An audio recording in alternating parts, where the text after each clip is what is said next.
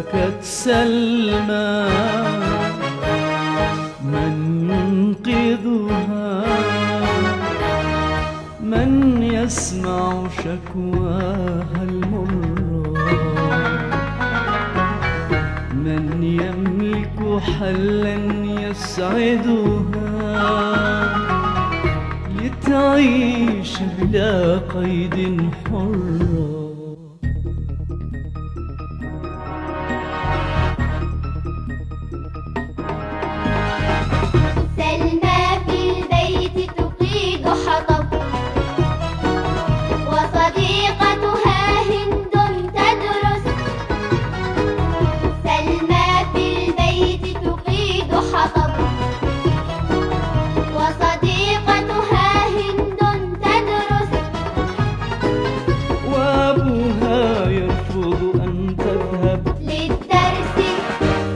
لتزرع أو تقوس.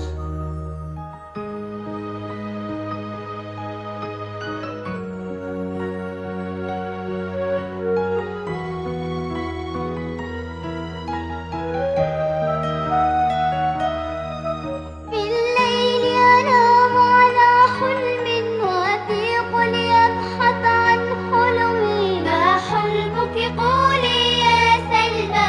أن أمضي في درب العلم.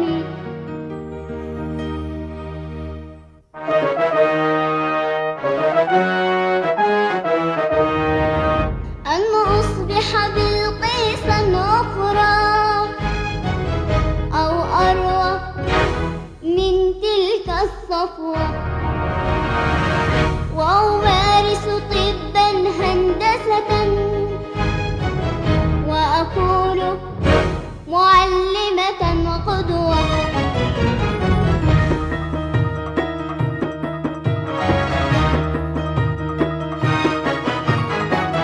الدين الحق يعلمنا أن نقرأ باسم الخلاق.